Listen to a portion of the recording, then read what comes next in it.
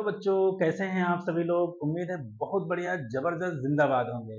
और आपकी जो दरोगा की भर्ती की तैयारी है, पहले के वीडियो में आपको बताया जा चुका है कि चाहे वो जीएस का, history, polity, geography, economics, science, current affair कुछ भी हो, वो सब इसी चैनल पे मिलेगा। चाहे हिंदी हो, अच्छे से जम के आप लोग तैयारी करेंगे और इस बार डबल स्टार लगाने हैं, है ना? तो उसी के सत्र में हम लोग चलेंगे। और आपको साफ साफ दिखाई दे रहा होगा, ये उत्तर प्रदेश पुलिस, जहां आपको जाना है अभी दरोगा के रूप में। आगे आपको दिखाई देगा यूपीएसआई, और उसमें भी आपको दिखाई देगा संविधान पॉलिटी। और उसमें हम लोग पढ़ेंगे संविधान की उद्देशिका एवं विशेषताएं। जितने भी प्रश्न बच्चों होंगे, ये सब एमसीक्यू के फॉर्म में होंगे, क्योंकि ये जो इसका विस्तार है, जो थ्योरी रूप है, कमेंट्स में आप लोगों ने लिखा है, खास करके अमिता चौधरी जी ने, तो इस पे भी बात होगी, इस पे भी पढ़ाया जाएगा। बस 2 3 4 वीडियो अभी हम क्या करेंगे, एमसीक्यू के फॉर्म में रहेंगे, और उसके तुरंत बाद फिर आपको वो सारी चीजें कराई जाएंगी। तो बहुत जबरदस्त, बहुत अच्छे, बहुत सुंदर प्रश्न लाए गए हैं, वो आपको देखना पड़ेगा और देखना चाहिए ही, है ना? तो जल्दी से स्टार्ट करते हैं हम लोग, पहले प्रश्न की ओर चलेंगे। तो आज हमारा है संविधान, और संविधान में जो हमारा पहला जो विषय है, जो पहला टॉपिक है, जो सिलेबस में दिया गया है, सिलेबस में आपको दिया गया है कि संविधान की उद्देशिका एवं विशेषताएं। यानी हम समझ लेंगे कि जो हमारा देश है, हमारे देश को चलाने के लिए सुचारू रूप से, कानूनी रूप से संविधान है। उस संविधान को बनाने के लिए बहुत प्रक्रियाओं से गुजरना पड़ा। उसके लिए पहले संविधान सभा का निर्माण करना पड़ा, और संविधान सभा के लिए फिर पूरे भारत में चुनाव कराए गए। उन चुनाव से जो जीत करके लोग आए, वही लोग संविधान सभा के मेंबर बने, सदस्य बने, और उनके सुझावों के आधार पर, उनकी कमेटियों के आधार पर हमारा संविधान बना। तो हम जानेंगे कि संविधान सभा जब बना तो फिर उसमें प्रस्तावना आई, फिर जब प्रस्तावना आई तो उसमें कुछ शब्द दिए गए, फिर जब संविधान सभा बना तो उसमें कितने लोग थे, वो लोग कहां से आए, कांग्रेस को कितनी कितनी सीट मिली, मुस्लिम लीग को कितनी मिली, अन्य को कितनी मिली, निर्दलीय को कितनी मिली, किसने लिखा, किसने डिजाइन करा, किसने प्रतीक दिए, इन सारी बातों को इस वीडियो में बच्चों जानेंगे। चलिए स्टार्ट करते हैं। तो आज की क्लास का हमारा पहला है कि संविधान सभा के लिए, किसके लिए, संविधान सभा के लिए जो चुनाव किया गया, उसमें कांग्रेस पार्टी के कितने सदस्य, है ना भैया, कितने सदस्य जीत कर आए, है ना? संविधान सभा क्या है, पहले नए लोग समझ लेंगे कि देश के संविधान को बनाने के लिए सुझाव दिया गया कि पहले आप संविधान सभा का निर्माण कर लीजिए, और संविधान सभा के लिए आप चुनाव कराइए। उन चुनावों में जो जीत करके प्रत्याशी आएंगे, वही संविधान सभा को बनाने में, संविधान को बनाने में अपनी मदद करेंगे। तो उनमें अलग अलग पार्टियों में चुनाव लड़ा, और जाहिर सी बात है, जब अलग अलग लोग लड़ रहे हैं तो उनको अलग अलग मत मिले होंगे। तो उन्हीं मतों की बात है कि कौन कौन सी पार्टी, कांग्रेस आपको दिखाई देगी, मुस्लिम लीग आपको दिखाई पड़ेगा, अन्य आपको दिखाई पड़ेंगे, निर्दलीय आपको दिखाई पड़ेंगे। तो उनमें से सवाल आपका पहला कह रहा है कि संविधान सभा के लिए जो चुनाव कराए गए, उसमें जो कांग्रेस पार्टी है, उसके कितने सदस्य जीत करके आए? पहला विकल्प बच्चों हम लोगों का है 73 सदस्य, दूसरा विकल्प है 78 78, तीसरा है 208, और चौथा है 8। आराम से सोच लीजिए, समझ लीजिए। दरोगा की तैयारी अच्छी चल रही है तो आपने उत्तर भी सोच लिया होगा। तो कांग्रेस को के जितने सदस्य जीत करके आए हैं, तो क्या उत्तर होना चाहिए, एक बार आप लोग कमेंट बॉक्स में लिख दीजिए जल्दी से। तो यहां पर क्या हो जाएगा, 208। कांग्रेस के कुल सदस्य कितने जीत करके आए भैया, 208। अगले प्रश्न की ओर चलेंगे। फिर वही हमारी संविधान सभा में महिला सदस्यों की संख्या, महिला सदस्यों की संख्या कितनी थी? ठीक है, जैसे ही हमारा संविधान सभा जब बन रहा है, तो उसमें जो महिलाएं हैं, टोटल उस संविधान सभा के लिए जितने लोग चुनने जाने थे, उनमें महिलाओं की संख्या कितनी थी? तो पहला विकल्प हम बच्चों पढ़ेंगे, क्या वो संख्या 12 थी? दूसरा विकल्प, क्या वो संख्या 15 थी? तीसरा विकल्प है, क्या वो संख्या 18 थी? और चौथा है, क्या वो संख्या 21 थी? पूरे लोग, जितने भी लोग जुड़े हुए हैं सेशन में, जुड़ेंगे और समर्थन करेंगे, वो सब अपना उत्तर देंगे। तो यहां पर आपका क्या हो जाएगा कि जैसे ही वाली चीज आप देखेंगे, तो संख्या कितनी थी आप लोगों ने सोच लिया होगा। संख्या के रूप में आप पाएंगे कि आंसर सही क्या होना चाहिए, 15। और वो 15 महिलाओं का नाम आप कमेंट बॉक्स में लिखेंगे। ठीक है, तभी माना जाएगा कि आप तैयारी करें। कुछ मेहनत हम करेंगे और कुछ मेहनत आप करेंगे, है ना? जैसे सरोजिनी नायडू, बाकी सारे लोग आप लिखेंगे टाइप करके। आगे चलते हैं। अगला है प्रश्न हमारा, संविधान सभा में अनुसूचित जाति के लिए, यानी हम मार्क कर देंगे एसटी के लिए, जैसे यहाँ पर बात होगी कि एससी के लिए कितनी सीटें निर्धारित की गई और एसटी के लिए कितनी सीटें निर्धारित की गई, या ऐसे कह लीजिए एसटी के सदस्य कितने जीत करके आए, है ना। तो आराम से आप देखेंगे तो संविधान सभा, फिर एक बार आपको रिमेंबर करा दें कि संविधान सभा वो सभा है जिसके जीते हुए सदस्यों के आधार पर ही संविधान का निर्माण होगा। और ऐसे इसी में बी आर अम्बेडकर साहब, बाबा साहब, वो भी चुनाव अपना लड़ते हैं, और वो चुनाव जब लड़ते हैं तो लड़ते हैं वो पश्चिम बंगाल से, ठीक है। पूर्वी बंगाल पश्चिम बंगाल बाद में डिवाइड हुआ तो आप जानते हैं, फिर वो जो हिस्सा होता है वो हिस्सा चला जाएगा कहां पर, बंगाल में, सॉरी वो चला जाएगा पाकिस्तान में। फिर उनको महाराष्ट्र के पुणे से इलेक्शन लड़ना पड़ा, ठीक है। एम जयकर ने उनके लिए अपनी सीट खाली करी। तो यहां पर आप देखेंगे कि संविधान सभा में अनुसूचित जाति के लिए कितने सदस्य हैं। पहला विकल्प है 26 थे, दूसरा विकल्प है 33 थे, तीसरा विकल्प है 43 थे, और चौथा विकल्प है 50 थे। तो संविधान सभा में जो एससी कम्युनिटी के सदस्य थे, या इनके लिए जो सदस्यों की संख्या थी वो कितनी थी आपको निर्धारित करके बतानी है। तो विकल्प आपके पढ़ दिए गए हैं, विकल्प एक बार आप फिर से चेक कर लेंगे, फिर से देख लेंगे कि संविधान सभा में क्या वो 26 थे, क्या वो 33 थे, क्या वो 43 थे, क्या 50 थे। तो इसका उत्तर बच्चों क्या हो जाएगा, 33, यानी बी वाला विकल्प, कि संविधान सभा में एसटी जातियों के लिए टोटल संख्या कितनी थी, तो वो संख्या थी 33, है ना, 33। आगे बच्चों चलते हैं, अगला हमारा है संविधान सभा की पहली बैठक कब हुई, यानी संविधान सभा के लिए जो मीटिंग्स होगी, जैसे कई मीटिंग्स होती, तो उनमें से आपको बताना है पहली मीटिंग क्या 9 दिसंबर 1946 को हुई, दूसरी मीटिंग क्या 11 दिसंबर 1946 को हुई, तीसरी मीटिंग या तीसरी बैठक क्या 13 दिसंबर 1946 को हुई, चौथी जो है वो 15 दिसंबर 1946 को हुई। आप उम्मीद करके और पूरी तरीके से सोच के समझ के जान के आप उत्तर कर चुके होंगे, तो उम्मीद करते हैं कि आप उत्तर के साथ आ रहे होंगे, कमेंट बॉक्स में भी आप बाद में लिखेंगे। तो यहाँ पर हम देखेंगे कि संविधान सभा की जो पहली मीटिंग होती है, पहली मीटिंग आपकी होती है 9 दिसंबर 1946 को, 9 दिसंबर 1946 को होती है संविधान सभा की पहली बैठक। और इसमें बुजुर्गता के चलते उनका सम्मान रखने के लिए सच्चिदानंद सिन्हा को अध्यक्ष बनाया गया, क्योंकि वो अस्थायी अध्यक्ष बनते हैं। वही बाद में जाकर के राजेंद्र प्रसाद जी, जो भारत के प्रथम राष्ट्रपति भी बनते हैं, और अभी यह परीक्षा में पूछा गया पेट की परीक्षा में कि भारत के प्रथम राष्ट्रपति का नाम बताइए, तो राजेंद्र प्रसाद जी है ना। तो उनकी जब बात करेंगे तो ये पहली मीटिंग होती है 9 दिसंबर 1946 को। आगे बच्चों देखेंगे हम लोग अपना अगला प्रश्न। अगला प्रश्न हमारा है संविधान सभा में, फिर कौन सी सभा, संविधान सभा में उद्देशिका का प्रस्ताव, ये यहाँ पर प्रस्ताव भैया लिखा हुआ है, उद्देशिका का प्रस्ताव किसने पेश किया, जो बाद में हमारे संविधान की प्रस्तावना, वही वाला लिखा है यहाँ पर कि ये प्रस्तावना बाद में हमारे रूप में जाना जाता है। पहले आप जान लीजिए उद्देशिका का मतलब क्या होता है। हम अगर पढ़ाई कर रहे हैं तो उसका कोई उद्देश्य है, कंफर्म है कि समाज को एक दिशा दिखा सकते हैं, परिवार में चीजों को बेहतर कर सकते हैं, समाज में परिवर्तन ला सकते हैं, अपने में परिवर्तन ला सकते हैं, समाज को शिक्षित कर सकते हैं।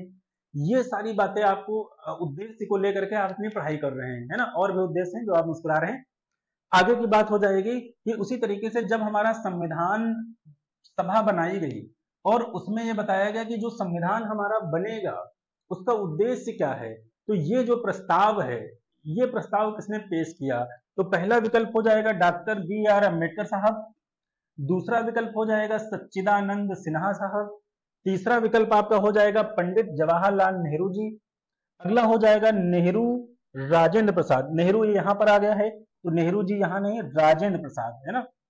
चार विकल्प बच्चों आपको दिए गए हैं कि संविधान सभा में जो उद्देशिका का प्रस्ताव पेश किया गया, वही उद्देशिका का प्रस्ताव आगे जाकर के हमारी प्रिम्बल बनेगा, हमारी प्रस्तावना बनेगी, हमारे संविधान की आत्मा और हृदय बनेगी। ये किसने दिया, तो आप जानते हैं अच्छे से, और नहीं जानते तो जान जाएंगे। लिखा उसको किसने दिया, पेश किया, पंडित जवाहरलाल नेहरू जी ने। संविधान सभा में संविधान का उद्देश्य क्या होगा वो पेश किसने किया है, पंडित जवाहरलाल नेहरू जी ने।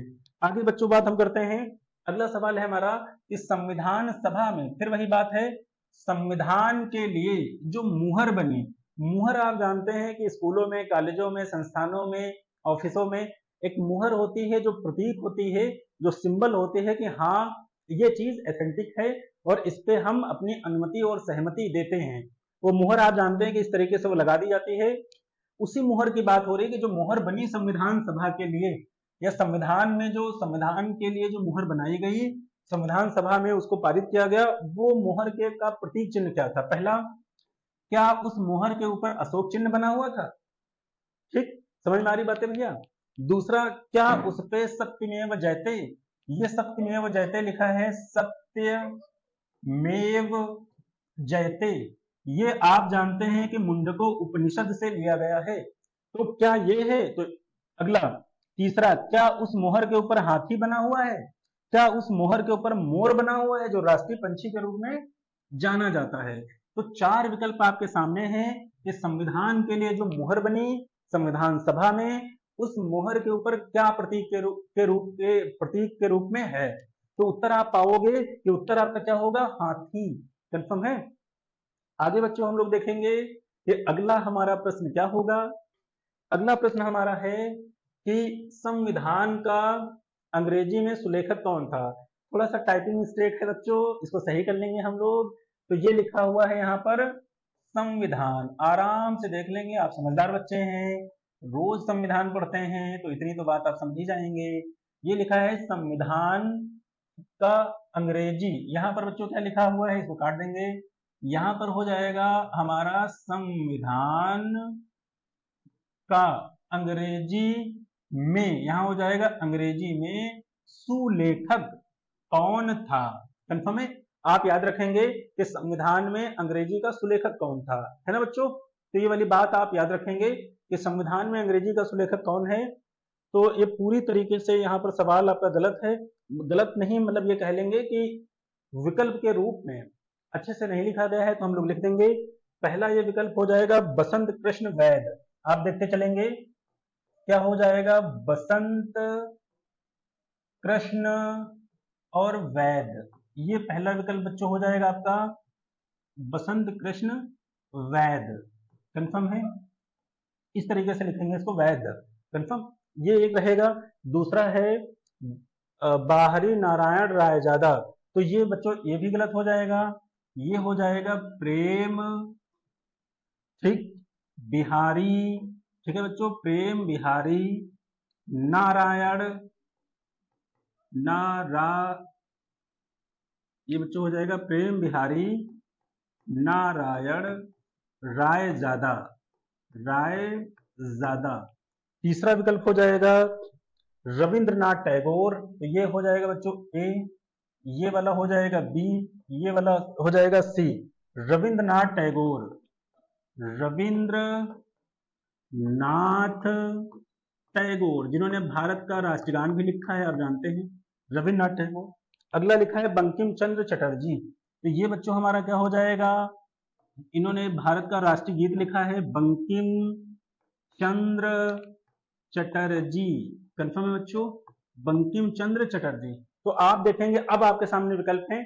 सवाल हमारा है कि संविधान को अंग्रेजी में सुलेखक कौन था, यानी संविधान में जो अंग्रेजी में संविधान जो लिखा गया उसके सुलेखक, सुलेखक का मतलब उन्होंने बहुत अच्छे से उसको लिखा, अच्छे से डिजाइन करा, ठीक है, उनको बुलाया गया क्योंकि उनकी राइटिंग अच्छी रही होगी, उनका तरीका बहुत अच्छा रहा होगा, तो उन्होंने इस चीज को क्या क्या होगा, उन्होंने इसको क्या क्या होगा कि इसको लिखा होगा।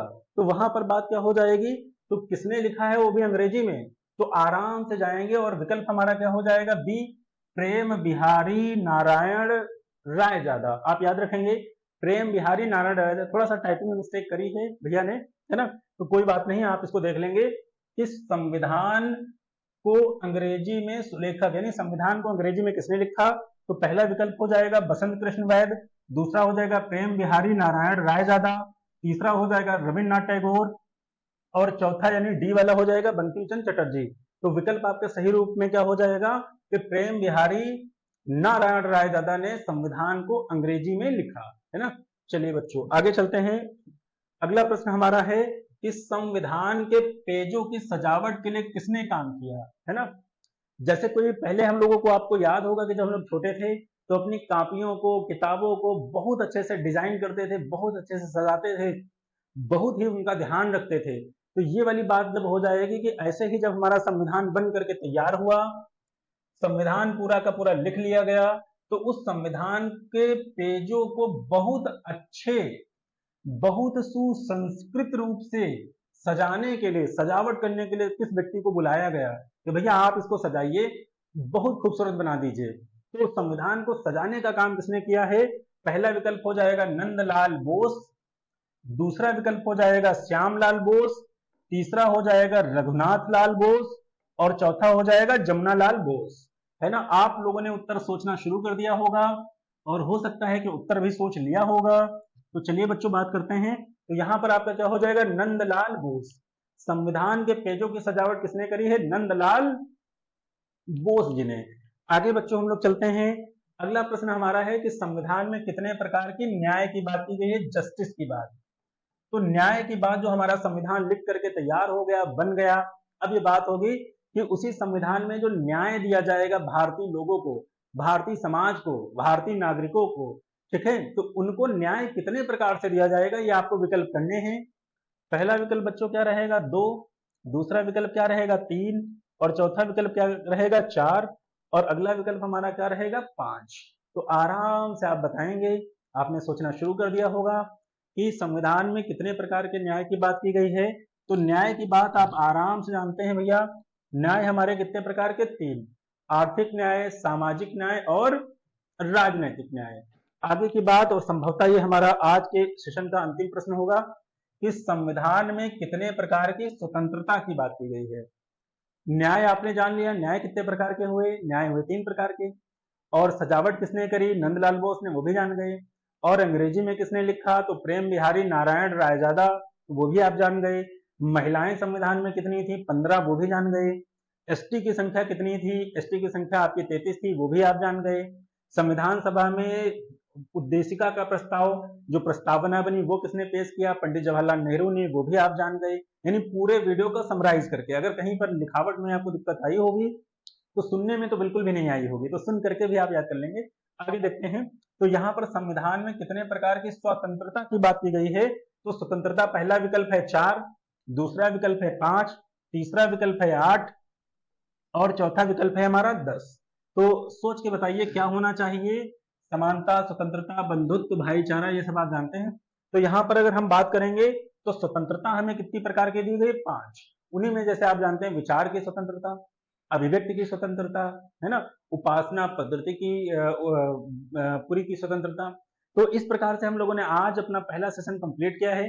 कहीं पर थोड़ी सी टाइपिंग मिस्टेक थी, कोई बात नहीं, होता रहता है, हम लोगों से भी होता है ना, लेकिन आवाज आपको प्रॉपर मिल रही होगी। ऐसे ही हम लगातार आपके लिए सीरीज लेकर के आएंगे। आप लोगों को साथ में जुड़ना है और बेहतरीन तरीके से अपनी तैयारी करनी है। ठीक है दोस्तों, मिलते हैं नेक्स्ट वीडियो में। Thank you.